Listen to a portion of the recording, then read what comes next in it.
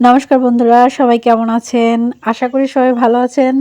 আর কেমন আছেন অবশ্যই কমেন্ট বক্সে জানাবেন। আবার ভাবতে পারেন যে আমি কেমন আছি আপনি জেনেই বা কী করবেন। আসলে আপনারা ভালো থাকলে আমারও ভালোই লাগে। আর যাই হোক, শুনলে একটু ভালো লাগে আর কি। আজকে আবার চলে এলাম আপনাদের সাথে গল্প করতে। আপনাদের সাথে একটু অন্যরকম একটা জিনিস শেয়ার করব আজকে, যেটা হচ্ছে আমাদের এলাকায় একটা মন্দির আছে, আমারও কখনো যাওয়া হয় নাই। যাওয়ার পথে মানে ওই মন্দিরটায় যেতে হলে এরকম জমি পার হয়ে যাইতে হয়, আর জমিতে প্রচুর সরিষা ফুল ছিল। আর আমার খুব ভালো লাগতেছিল, মনে মনে হচ্ছিল যেন ওইখানেই থেকে যাই। তারপরও মন্দিরের উদ্দেশ্যে আমরা আসছি, তো আপনাদের সাথেও শেয়ার করব। দেখেন, আমিও আজকে ফার্স্ট আসলাম এলাকায়, তারপরও কখনো যাওয়া হয় নাই। এটা হচ্ছে, এটাকে বলে বুড়িমার মন্দির। ওনার কাহিনী হচ্ছে এই যে জায়গাটায় মন্দিরটা, এইখানে ওনার বাড়ি ছিল। তো ওই থেকেই এই বুড়িমার মন্দিরটা করা হয়, এলাকার মানুষজন করে দিছে। আর এইখানে হচ্ছে মানত করলে আপনার মনে যে আশা বা একটা, আর এই কথাটা আমি অনেক আগে থেকে শুনে আসছি যে এইখানে আপনার মনে যদি কোনো আশা থাকে, সেটা যদি এইখানে ভক্তি করে বলা যায় তাহলে এটা পাওয়া যায়। যাই হোক, আমি আসছি আজকে এমনিতেই ঘুরতে। আর এখন এখানে একটু প্রণাম করে চারপাশটা ঘুরে দেখাবো। পরিবেশটা আমার কাছে খুব ভালো লাগছে। পরিবেশটা অনেক সুন্দর ছিল, মানে চারপাশে জমি, জমির মাঝখানে হচ্ছে মন্দির। আর অনেক পাখি ছিল, কিচিরমিচির করতেছিল।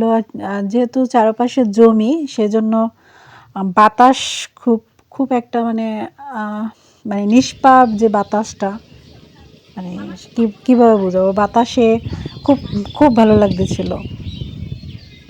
মানে নিষ্পাপ বাতাস আর হচ্ছে দূষিত বাতাস, এর ভিতরে কিন্তু পার্থক্য আছে।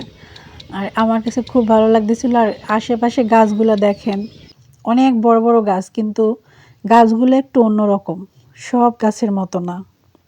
অনেক ঠালি, যেটাকে বলে ওর শাখা প্রশাখা দিয়েই একদম ভরা। আপনারাও দেখেন, আমার কাছে খুব ভালো লাগছিল। খুবই সুন্দর একটি জায়গা। আর আমি কিছুটা সময় এখানে, অনেকটা সময়, প্রায় 1 ঘন্টার মতো এখানে ছিলাম, কারণ পরিবেশটা খুব ভালো। কোনো লোকজন নেই, একদম নিরিবিলি একটা জায়গা। যার ভালো লাগে, যার মনে ভক্তি আছে, অবশ্যই তারা আসে এখানে। আর আমরা প্রতিদিন এই মন্দিরটা আটকানো থাকে। আজকে আমরা যখন যাই তখন দেখি যে মন্দিরটা খোলা।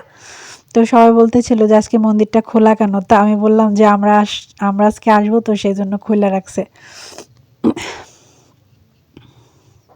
এই যে দেখেন গাছগুলা কতটা সুন্দর, গাছের পাতা, তারপর হচ্ছে গাছের আকার, এর যে শাখা প্রশাখা, এতটাই সুন্দর,